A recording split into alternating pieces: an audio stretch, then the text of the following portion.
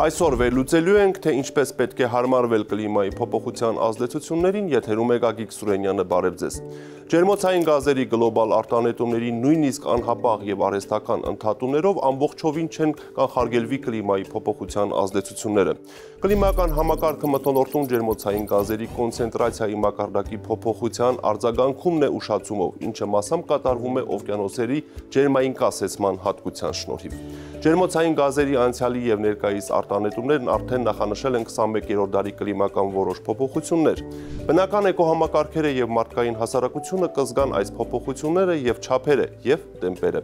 Այդ պատճառով չնայած շատ կարեւոր է արտանետումների դեմ տարվող պայքարը, այնուամենայնիվ անհրաժեշտ է այն լրացնել հարմարվողականության դեմ ուղղված ջանքերով վնասը նվազագույնի հասցնելու համար։ Էկոլոգիական եւ սոցիալ-տնտեսական համակարգերից ամենից խոցելի են այն համակարգերը, որոնք կլիմայի փոփոխության նկատմամբ առավել զգայուն են եւ քիչ հարմարվող։ Զգայունությունն այն աստիճան է, որ համակարգը կարող է արձագանքել կլիմայի տվյալ փոփոխությանը։ Այն չափվում է օրինակ նրանով, թե էկոհամակարգի բաղադրիչները, կառուցվածքը եւ գործունեությունը ինչպես կարձագանքեն ջերմաստիճանի տվյալ չափի բարձրացմանը։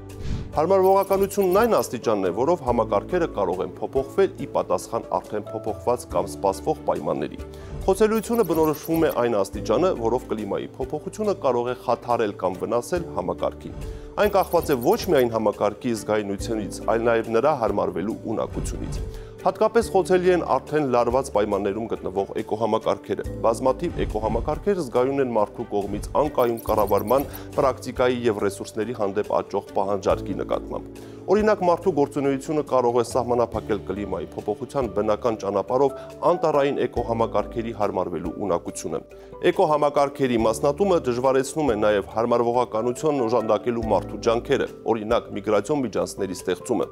Սոցիալ-տնտեսական համակարգերը որպես կանոն ավելի խոցելի են թույլ տնտեսություն եւ կազմակերպություններ ունեցող զարգացող երկրներում։ Չոր եւ կիսաչոր առափնյա ցածրադիր եւ հեղեղումների ենթակաշրջաններում կամ փոքր կղզիների բնակիչներ առավել խոցելի են։ Բնակչության մեծ խտությունը որոշ զգայուն շրջաններ դարձել են ավելի խոցելի այնպիսի վտանգներից, ինչպիսին են փոթորիկները, ջրհեղեղները եւ երաշները։ Կլիմայի փոփոխությունը հարմարվելը կարող է լինել պլանավորված գործողություն։ Անհատները, գործարարները, կառավարությունները եւ ինքը բնությունը առանց որևէ օժանդակության կարող է հարմարվել կլիմայի փոփոխության ազդեցությանը։ Այնուամենայնիվ, շատ դեպքերում մարդկանց անհրաժեշտ կլինի պլանավորել, թե ինչպես նվազագույնի հասցնել բացասական ազդեցությունները կամ շահույթ ստանալ դրական ազդեցություններից։ Պլանավորված հարմարվողականությունը կարող է ընթանալ ակտիվ գործողություններից առաջ, նրա ընթացքում եւ նրանից հետո։ Կլիմայի փոփոխությանը հարմարվելու համար ներկայումս հնարավոր են 6 հիմնական ռազմավարական մոտեցումներ։ Կարող են ձեռնարկվել կորուստները կանխելու միջոցառումներ, օրինակ ծովի մակարդակի բարձրացման դեմ պատնեշներ կառուցելով կամ անտառապատելով հողմահարված լեռնալանջերը։ Հնարավոր է կորուստները կրճատել, այն հասցնելով ընդունելի մակարդակի։ Այդ նպատակով կարելի է նաև փոփոխել գյուղատնտեսական մշակաբույսերի կազմը, որպեսզի երաշխավորվի նվազագույն բերք, նույնիսկ ամենավատ պայմաններում։ Կլիմայի փոփոխության անմիջական ազդեցությունը կարելի է թույլատրել կորուստը տարածելու կամ բաշխելու միջոցով, գուցե նաև կառավարության կողմից արտակարգ իրավիճակների դեպքում ցուցաբերած աջակցության միջոցով։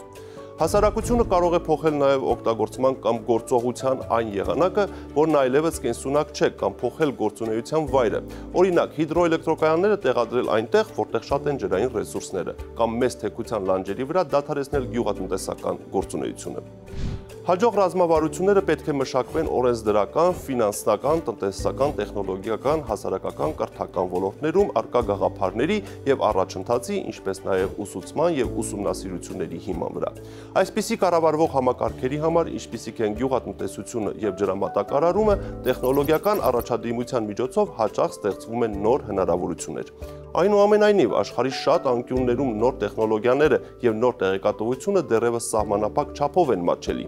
Տեխնոլոգիաների փոխանցումը, ինչպես նաև ֆինանսական ռեսուրսների առկայությունը հարմարվում են այդպիսի ռազմավարությունների անհրաժեշտ բաղադրիչ։ Ազգային եւ միջազգային մակարդակով արդյունավետ հարմարվողականության համար կարևոր է նաև մշակութային, կրթական, վարչական, ինստիտուցիոնալ, իրավական եւ նորմատիվային պրակտիկան։ Օրինակ, զարգացման պլանների մեջ կլիմայի փոփոխության պայմանավորված հիմնահարցերի ընդգրկումը կարող է նպաստել այնպիսի իրավիճակների ստեղծմանը, որի դեպքում ենթակառուցվածքներում կատարվող նոր ներդրումները կարտացոլեն ապագա հավանական պայմանները։